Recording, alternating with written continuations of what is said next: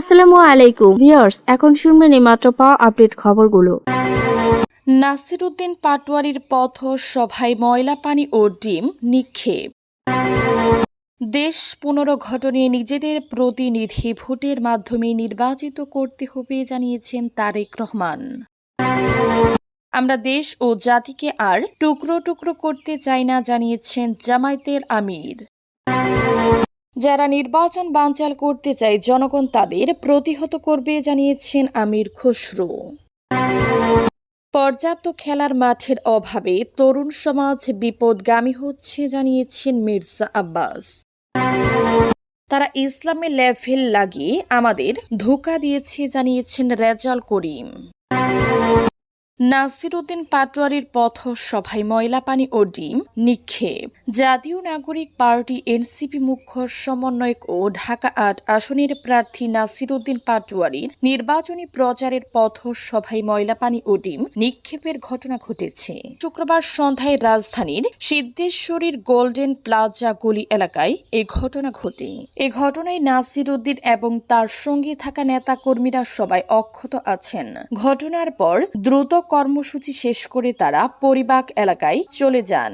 এই বিষয়ে নাসিরউদ্দিন পাটোয়ারি প্রথম আলোকে বলেন, রমনা এলাকায় গোল্ডেন প্লাজা গলিতে পথসভা করছিলেন। আমি গণভোট হ্যাঁ ভোটের পক্ষে বক্তব্য দিচ্ছিলাম। হঠাৎ একটি ভবনের উপর থেকে প্রথমে ময়লা পানি উপরে ডিম নিক্ষেপ করা হয়। কারো নাম উল্লেখ না করে নাসিরউদ্দিন পাটোয়ারি বলেন, আমি চাঁদাবাজির বিরুদ্ধে কথা বলছি। যাদের চাঁদাবাজির সাম্রাজ্য ভেঙে পড়ছে তারাই ময়লা পানি ও ডিম নিক্ষেপের ঘটনার সঙ্গে জড়িত। দেশ পুনর্গঠনে নিজেদের প্রতিনিধি ভোটের মাধ্যমে নির্বাচিত করতে হবে জানিয়েছেন তারেক রহমান। ক্ষমতায় গেলে তরুণদের কর্মসংস্থানের ব্যবস্থা, কৃষি ও অবকাঠামোগত উন্নয়ন, বস্তিবাসীর পুনর্বাসন সহ বিভিন্ন সমস্যার সমাধানে বিএনপি কাজ করবে বলে জানিয়েছেন দলটির চেয়ারম্যান তারেক রহমান। তিনি বলেন, এখন দেশ পুনর্গঠনে নিজেদের প্রতিনিধি ভোটের মাধ্যমে নির্বাচিত করতে হবে। তুমি ও ডামির নির্বাচন যখন হয়েছে তখন সমস্যা নিয়ে জনপ্রতিনিধির কাছে যা যায়নি। গণতন্ত্রের প্রতিষ্ঠার জন্য আমাদের জনপ্রতিনিধি নির্বাচন করতে হবে, জবাবদিহিতা নিশ্চিত করতে হবে। শুক্রবার ২৩ জানুয়ারি ভাসান টেকে আয়োজিত নির্বাচনী জনসভায় তিনি এই প্রতিশ্রুতি দেন। বিএনপি চেয়ারম্যান বলেন, আন্দোলন ও সংগ্রাম হয়েছে, স্বৈরাচারের পতন হয়েছে, এখন দেশ গঠন করতে হবে। স্বৈরাচারের কারণে আমাদের বিভিন্ন প্রতিষ্ঠানগুলো ধ্বংস হয়েছিল। জনসভায় অংশ নেওয়া মানুষদের উদ্দেশ্যে তিনি বলেন, আমি আপনাদের মুখ থেকে সমস্যা জানতে চাই। আমার প্রত্যাশা প্রতিটি জনপ্রতিনিধি আগামী দিনে জনগণের কাছে যাবেন, তাদের সমস্যা শুনে সমাধান করবেন। আমরা দেশ ও জাতিকে আর টুকরো টুকরো করতে চাই না জানিয়েছেন জামায়াতের আমির। জামায়াতের আমির ডাক্তার শফিকুর রহমান বলেছেন, আমরা দেশ ও জাতিকে আর টুকরো টুকরো করতে চাই না, আর বিভক্ত করতে চাই না। সাম্য ও ঐক্যের আহ্বানে সাড়া দিয়ে আমাদের হাতকে শক্তিশালী করুন। নির্বাচনে দেশবাসী সেবা করার সুযোগ দিলে আমরা বলবো, আসুন আগামী ৫ বছর একই দেশ পরিচালনা করি। তবে এক্ষেত্রে ৩টি শর্ত মেনে আসতে হবে। দুর্নীতি করব না, কাউকে দুর্নীতির আশ্রয় দিব না, সবার জন্য ন্যায় বিচার নিশ্চিত করুন এবং বস্তা পচা রাজনীতি থেকে বেরিয়ে আসতে হবে। শুক্রবার রাতে রংপুর পাবলিক লাইব্রেরি মাঠে গণভোট ও ত্রয়োদশ জাতীয় সংসদ নির্বাচন উপলক্ষে জামায়াতে ইসলামী সহ ১০ দলীয় নির্বাচনী ঐক্য জোটের সমাবেশে প্রধান অতিথির বক্তব্যে তিনি এসব কথা বলেন। জামায়াতের আমির বলেন, ফেসিবাদ যেন আর ফিরে না আসে, দুর্নীতি যেন আর সমাজে চলাফেরা করতে না পারে, এমন দেশ ও সমাজ গড়ার জন্য দেশবাসী মুখিয়ে আছে। বিশেষ করে যেসব যুবক গণ অভ্যুত্থানে রক্ত দিয়েছে তারা মুখিয়ে আছে।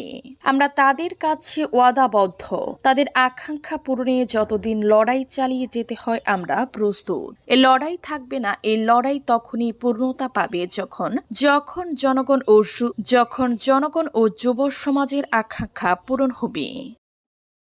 যারা নির্বাচন বানচাল করতে চায় জনগণ তাদের প্রতিহত করবে জানিয়েছেন আমির খসরু।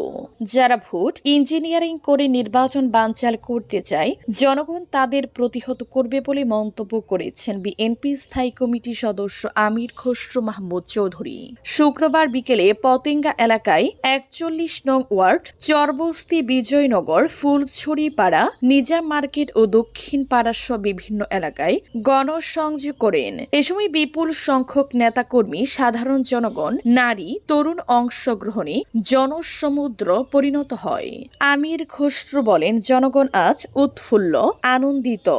দীর্ঘ ১৫ বছর পর মানুষ ভোট দিতে পারছে, তাদের সংসদ নির্বাচন করতে পারছে, তারা সরকার নির্বাচনের সুযোগ পেয়েছে। নির্বাচিত সরকার জনগণের কাছে স্বচ্ছতা ও জবাবদিহিতা থাকবে।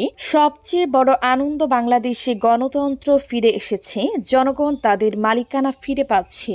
তিনি বলেন, বিগত সরকারের আমলে মানুষ কষ্ট পেয়েছে, দ্রব্যমূল্যের দাম বেড়েছে, জীবনের নিরাপত্তা ছিল না। তারা আশা করছে নির্বাচিত সরকার এলে আবার স্বাভাবিক জীবন ফিরে পাবে, নাগরিক জীবন, নাগরিক অধিকার ফিরে পাবে।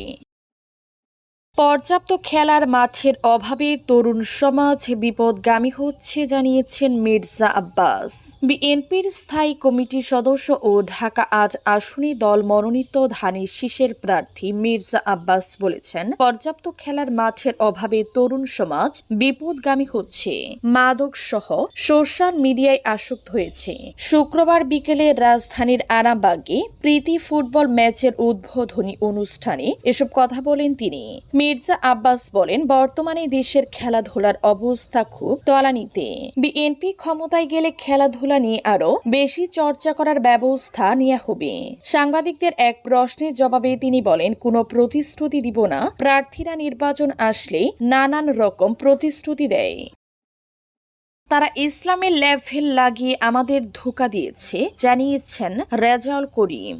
ইসলামী আন্দোলন বাংলাদেশের আমির সৈয়দ মোহাম্মদ রেজাউল করিম বলেছেন, একটি দল এককভাবে ক্ষমতায় যাওয়ার রঙিন স্বপ্ন দেখছে।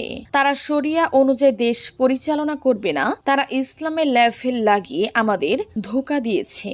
শুক্রবার বিকেলে নারায়ণগঞ্জের ফতুল্লা ফাজিলপুরে হরিহরপাড়া স্কুল মাঠে এক নির্বাচনী জনসভায় প্রধান অতিথির বক্তব্যে তিনি এসব কথা বলেন। নারায়ণগঞ্জ ৪ আসনের হাত পাখা প্রতীকের প্রার্থী মুফতি ইসমাইল সিরাজের পক্ষে এই জনসভার আয়োজন করা হয়। রেজাউল করিম আরো বলেন, তারা গোপনে গোপনে পাশের দেশের সঙ্গে মিটিং করে আমাদের বিশ্বাসে আঘাত করেছে। যারা ভাইদের সঙ্গে প্রতারণা করে তাদের মাধ্যমে ইসলামের আদর্শ বাস্তবায়ন সম্ভব নয়, তাদের ক্ষমতায় যাওয়ার সিঁড়ি হিসেবে ব্যবহৃত হতে পারে না উল্লেখ করে রেজাউল করিম বলেন, এখন একটা বাক্স ইসলামের পক্ষে, সেটা হাত পাখার বাক্স। তরুণ ভোটারদের প্রথম ভোট ইসলামের পক্ষে দেওয়ার অনুরোধ জানাচ্ছি। মা বোন মুরব্বীদের বলবো, একবারের জন্য হাত পাখায় ভোট দিয়ে দেখেন। সমাবেশে বক্তব্য রাখেন নারায়ণগঞ্জ ৪ আসনের প্রার্থী মুফতি ইসমাইল সিরাজি, প্রেসিডিয়াম সদস্য অধ্যাপক মাহবুবুর রহমান, কেন্দ্রীয় দফতর সম্পাদক লোকমান হোসেন জাফরি।